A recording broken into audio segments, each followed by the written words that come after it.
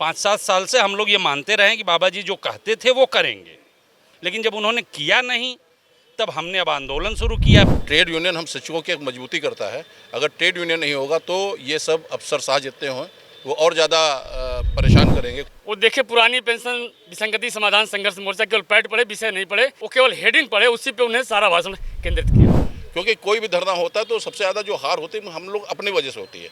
2-2 3-3 संगठन हैं, हम लोगों ने पूरा कहा कि सब लोग एक छत पे आ जाइए। मुख्यमंत्री जी राजनीति की भाषा बोल रहे हैं, अब वो अपने लीक से हट रहे हैं। लेकिन शासन सत्ता का चाल चरित्र एक ही होता है। सत्ता में कोई आता है, सत्ता से बाहर होता है तो उसका आवाज बदल जाता है। शासन के अधिकारी हो चाहे सरकार हो, प्रयास ही करती है कि एक गुट को बुलाओ, उनका ऑर्डर जारी कर दो, बाकी धरना अपने आप खत्म हो जाए।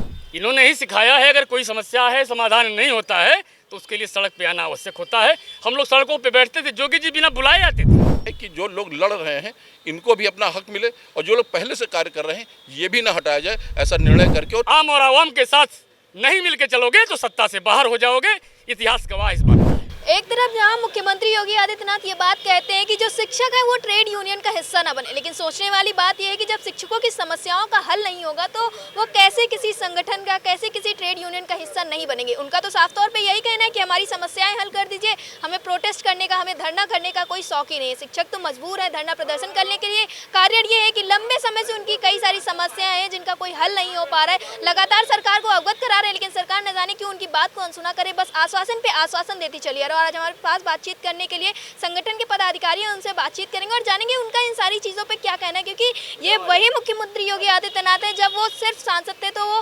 मंचों पे चढ़ के ये बात बोलते थे, ट्रेड यूनियन पे बड़ी बड़ी बातें करते थे। और अब वो शिक्षकों से ये बात बोल रहे हैं कि शिक्षक ट्रेड यूनियन का हिस्सा ना बने। तो इस पर शिक्षकों की क्या है रणनीति, किस तरह से वो इस सारी चीज़ों को देखते हैं, उनका इन सारी चीज़ों पर क्या कहना है, उनसे जानेंगे।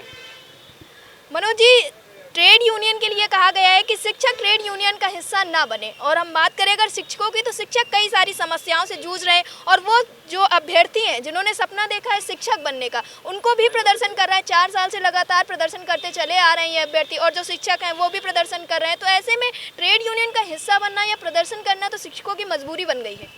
देखिए, शिक्षकों की कोई मजबूरी नहीं है। हम शिक्षक माननीय मुख्यमंत्री जी के पूरे फॉलोअर हैं, और जब से माननीय मुख्यमंत्री जी राजनीति में आए हैं, धर्म में आए हैं, तभी हम लोग भी ग्रेजुएट होकर निकले हैं और उनकी हर बातें अक्षरशः याद हैं। माननीय मुख्यमंत्री जी कहते थे कि जब आपके खिलाफ कोई कार्य हो, जब आपका जो है अहित हो तो आप धरना करें, प्रदर्शन करें। जब प्रशासन आपकी बात न माने तो आप प्रशासन के खिलाफ उग्र प्रदर्शन करें। ये सब माननीय मुख्यमंत्री जी के बयान हैं। आज 5-7 साल से हम लोग ये मानते रहे कि बाबा जी जो कहते थे वो करेंगे, लेकिन जब उन्होंने किया नहीं तब हमने अब आंदोलन शुरू किया। पहला 5 साल तो बिना आंदोलन के गुजर गया, अब आंदोलन शुरू हुआ है और आंदोलन का रिजल्ट दिखने लगा है। तो अब माननीय मुख्यमंत्री जी राजनीति की भाषा बोल रहे हैं, अब वो अपने लीक से हट रहे हैं। यहाँ पर तारकेश्वर जी भी हैं, उनसे बातचीत करें। इन्होंने हाल ही में प्रोटेस्ट भी किया है, जैसा कि आपने गोरखपुर में इस बात को लेकर प्रोटेस्ट भी किया है, तो क्या कुछ चीज़ें निकल कर सामने आई और ये इस तरह के जो बयान आना वो किस तरह से शिक्षकों को आहत करते हैं? देखिए, जो कार्यक्रम गोरखपुर में हुआ शिक्षक सम्मान समारोह प्रदेश का, वो कार्यक्रम पहले प्रदेश मुख्यालय पर ही होता रहा है। आज़ादी के बाद से पहली बार वो कार्यक्रम किसी ज़िले में गया है, और उस मन से उन्होंने कहा भी कि अब हम अगला कार्यक्रम मेरठ में करेंगे, उसके बाद सहारनपुर में करेंगे। इसका मैं स्वागत करता हूँ। उसी मंच से, चूँकि वो विषय भी मैं बता दूँ, हमारा एक प्रत्यावेदन उनके मंच पे पहुँचा था। वो देखे पुरानी पेंशन विसंगति समाधान संघर्ष मोर्चा केवल पैड पढ़े, विषय नहीं पढ़े। विषय में यही था, मैं उनका आभार करना चाहता था, धन्यवाद करना चाहता हूँ, इसलिए समय लेना था हमको। वो केवल हेडिंग पढ़े, उसी पे उन्हें सारा भाषण केंद्रित किया। ट्रेड यूनियन अगर नहीं रहेगा तो हमारे संवर्ग की समस्याओं का फोरम पे उठाने वाला कौन होगा, कौन उठाएगा? ये योगी जी, चूँकि हम लोग शुरू से जानते हैं, जब गोरखपुर में आए थे, मैं भी यूनिवर्सिटी की राजनीति में था, बराबर हम लोग मिलने जुलने का काम करते थे, और इन्होंने ही सिखाया है, इन्होंने ही सिखाया है अगर कोई समस्या है, समाधान नहीं होता है तो उसके लिए सड़क पे आना आवश्यक होता है। हम लोग सड़कों पे बैठते थे, जोगी जी बिना बुलाए आते थे, बिना कहे आते थे। शिक्षक संगठनों के मंच पे, कर्मचारी संगठनों के मंच पे, आम आवाम के किसी आंदोलन में।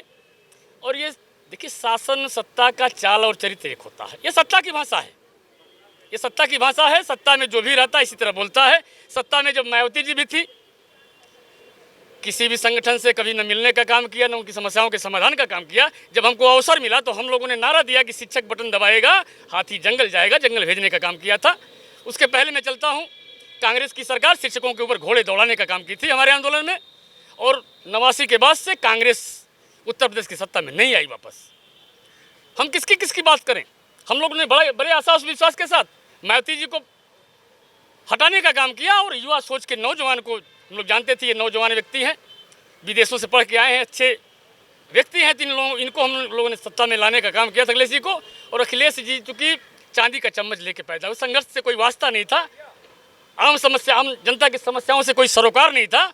उन्होंने केवल राज किया, बाकी कोई काम नहीं किया। तो हम लोगों को मजबूरी में नारा देना पड़ा कि शिक्षक बटन दबाएगा साइकिल पंचर हो जाएगा। साइकिल को पंचर करने का काम किया, और बड़े आशा और विश्वास के साथ कमल के फूल की तरफ हम लोगों ने देखने का काम किया, और उनके लिए प्रयास करने का काम किया, और सत्तासीन करने का काम किया भारतीय जनता पार्टी की सरकारों को, चाहे 14 में चाहे 17 में। लेकिन शासन सत्ता का चाल चरित्र एक ही होता है। सत्ता में कोई आता है, सत्ता से बाहर होता है तो उसका आवाज़ बदल जाता है। अखिलेश जी सत्ता से बाहर जब हुए तो पुरानी पेंशन उसके एजेंडे में आ गया, लेकिन जब सत्ता में थे तो हम लोगों की आवाज़ सुनने का काम नहीं किए कभी। योगी जी पत्र लिखे थे माननीय मनमोहन सिंह जी को कि शिक्षकों कर्मचारियों की पुरानी पेंशन आवश्यक है, और आज जब सत्ता में है, उनके हाथ में ताकत है, तो वो पुरानी पेंशन की बात सुन के बिगड़ जाते हैं, उखड़ जाते हैं, गुस्सा हो जाते हैं, तमतमाने लगते हैं। ये सब अच्छी बात नहीं। देखिए, ये समय का चक्र है। सत्ता आज हमारे हाथ में है तो कल उनके हाथ में होगी, कल परसों तीसरे के हाथ में होगी। योगी जी, सत्ता कभी स्थिर नहीं रहती है, मैं संदेश देना चाहता हूँ। और आम और आवाम रहेगा, यही रहेगा, हिंदुस्तान में ही रहेगा। हम शिक्षक हैं, अपने 62 साल तक सेवा करेंगे, लेकिन राजनीति का कोई समय नहीं होता कि कब तक आप सत्ता में रहोगे। आप आम और आवाम के साथ नहीं मिलके चलोगे तो सत्ता से बाहर हो जाओगे। इतिहास गवाह इस बात का है। जैसा कि तारकेश्वर जी ने कहा कि सत्ता का चाल और चरित्र एक ही जैसा होता है। अगर बात करें शिक्षा मित्रों के, अनुदेशकों की, तो लंबे समय से संघर्ष करते चले, और भारतीय जनता पार्टी की बात करें तो एक समय पे कहती थी कि शिक्षा मित्रों का समायोजन होना चाहिए, अनुदेशकों को जो है वो लगातार उनकी ड्यूटी होनी चाहिए, उनको अच्छे से वेतनमान मिल। और जब उनकी सरकार है तो अनुदेशक और शिक्षा मित्र दर दर भटकने के लिए हैं, परेशान हो रहे हैं इस चीज़ के लिए। अभी 5 सितंबर को एक इतना बड़ा धरना प्रदर्शन हुआ, और उसके बाद फिर से एक बार आश्वासन दे दिया गया और उनको उनके घर के लिए वापसी के लिए भेज दिया गया। देखिए मैडम, इसमें ऐसा है कि जो पहले ट्रेड यूनियन की बात आई है, तो ट्रेड यूनियन से तो हम सब लोग जुड़े हुए हैं, और हमारे सारे साथी जुड़े हुए हैं। ट्रेड यूनियन हम शिक्षकों की एक मजबूती करता है। अगर ट्रेड यूनियन नहीं होगा तो ये सब अफसरशाह जितने हों वो और ज़्यादा परेशान करेंगे, कोई समस्याएं हम लोग की सुनेगा। वही हुआ।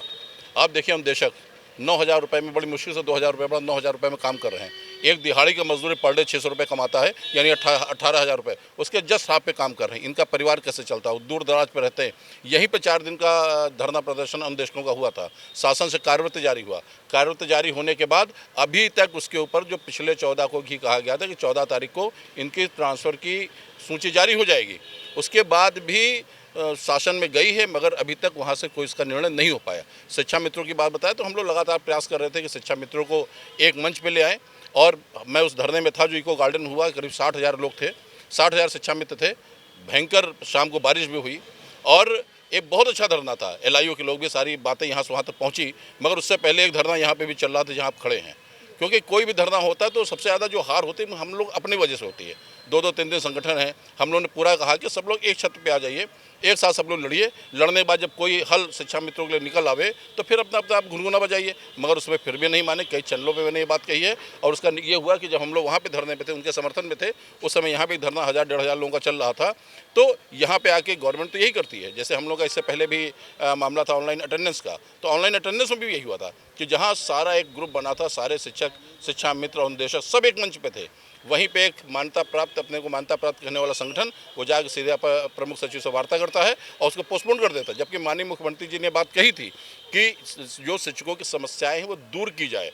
उस समय बहुत सारी चीज़ें हम लोग उनसे प्राप्त कर सकते थे, मगर है क्या, शासन के अधिकारी हो चाहे सरकार हो, प्रयास ही करती है कि एक गुट को बुलाओ, उनका ऑर्डर जारी कर दो, बाकी धरना अपने आप खत्म हो जाए। तो कुछ दिक्कतें तो हम लोग अपने वजह से, जैसे 69,000 की आप बात कर रहे हैं, 69,000 के 4 साल से ये लोग लगातार संघर्ष कर रहे हैं, और उसके बाद इनको एक रास्ता भी मिला।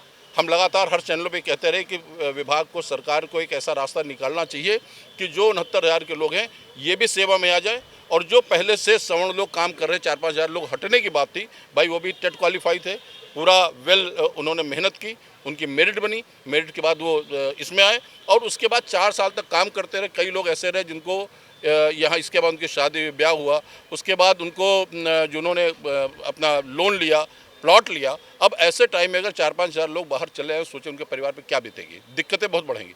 हमने यही कहा कि एक ऐसा रास्ता निकाला जाए कि जो लोग लड़ रहे हैं इनको भी अपना हक मिले और जो लोग पहले से कार्य कर रहे हैं ये भी ना हटाया जाए, ऐसा निर्णय करके। और ये जो अभी 23 को फिर लगा माननीय उच्चतम न्यायालय में और सरकार लगभग इसी पे काम कर रही है और यही निर्णय करके वो माननीय उच्चतम न्यायालय के सम्मुख रखेगी। तो यहाँ पर हमारे पास शिक्षक संगठन के कई सारे पदाधिकारी थे, उन्होंने साफ तौर पे बात बोली कि ट्रेड यूनियन का हिस्सा बनना और या ना बनना ये तो शिक्षकों की बात रही, लेकिन मुख्यमंत्री योगी आदित्यनाथ ऐसी बातें कहते हैं ये बिल्कुल भी ठीक नहीं है, क्योंकि इनकी भी एक हिसाब से देखा जाए तो ये ज़रूरत बन गई कि ट्रेड यूनियन का हिस्सा, अगर ट्रेड यूनियन नहीं रहेगा तो जो अधिकारी हैं उनकी तानाशाही और बढ़ती ही चली जाएगी। लेकिन इस तरह के बयानबाजी, इस तरह की चीज़ों से कहीं ना कहीं शिक्षक आहत तो ज़रूर होते हैं। कैमरा पर्सन के साथ मैं आप देख रहे हैं।